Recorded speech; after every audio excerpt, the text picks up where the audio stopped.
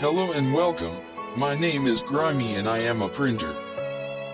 This is my first video for my video channel, an uncut time-lapse printing of the logo for Grimey Printing, which I have also created a website. The print is relatively flat, so this video is not incredibly visually interesting at this angle, but I wanted to experiment with recording a bit.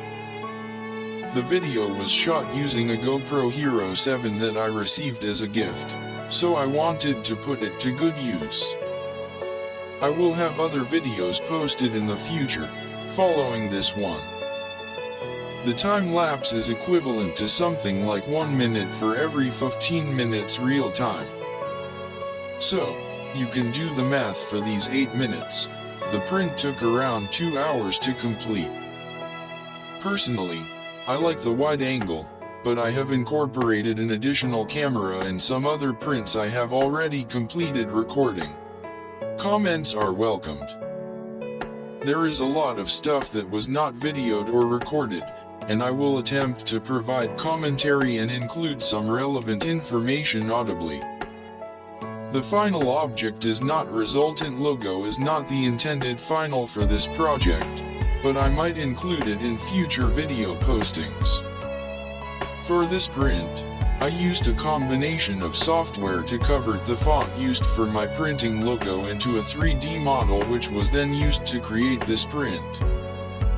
The printer I am using is a Creality CR10S, which I was able to obtain from my local micro center, to which I have no official affiliation.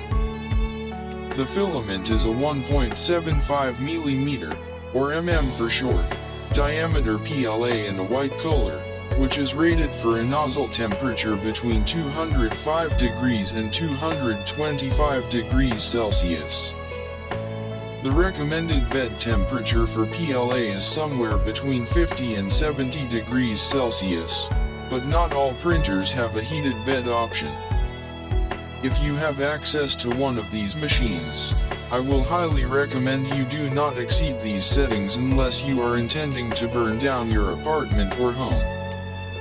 At minimum, you could damage your machine, and so you should not even think about doing it at all. The temperature range is listed for a reason. Currently the printer is set with a 0.4 mm nozzle with temperature of 215 degrees Celsius and a bed temperature set to 60 degrees Celsius.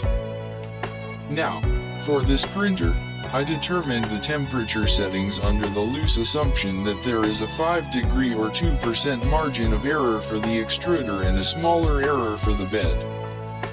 I have not referenced the spec for the materials of the nozzle and thermostat, nor have I had any major issues with these settings. With that being said, you should always reference the material spec or packing to confirm the temperature range to avoid issues such as clogging. However, the most critical step, which is possibly seen as trivial by some, is to set the bed level. While this printer's software is equipped with an auto-level feature, this may be misleading as this does not automatically level the bed. The feature does make it a little easier as you do not have to position the stepper motors manually. When printing flat objects that are thin such as this one, it is especially important to maintain a flat level surface to avoid curling the bottom layers, which could warp or ruin the entire object. I wanted the object to remain rigid in the end, so you will see the number of bottom layers that are being printed.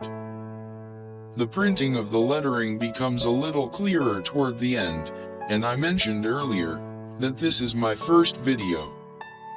At the time I made this recording, my resources were a bit limited, and so this is the end result. I used a layer height resolution of just under 0.3 mm. Given the size of the print and the lack of detail for the shape of the object, this was a good choice for this print. Typically, I prefer to print at 0.2 mm height, as you might see in another one of my other videos, which I base off the 0.4 mm nozzle I have installed currently.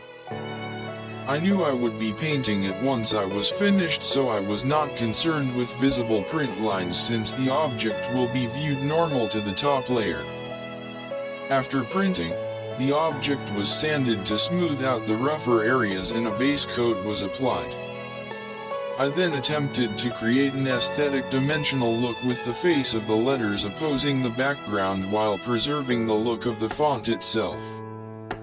While I cannot argue that this came out perfectly or flawless, in the end I really like the overall look and I am able to use it like I wanted. I would love to hear your thoughts and comments on the final product. Even at the size printed, some of the finer detail on the font was rather small and could not withstand the finishing prep stages. I would like to redesign it a little bit to make a bigger one in the future to replace the logo image for my accounts. If you made it this far in watching, I would like to thank you. Much appreciation for doing so. I like printing and I really hope you enjoyed watching my first video. If you would like to leave a comment or have a question, I will do my best to reply.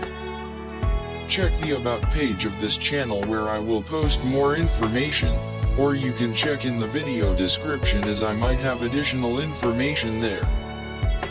Please check out my website which I will have posted various other projects listed if you are interested in seeing more.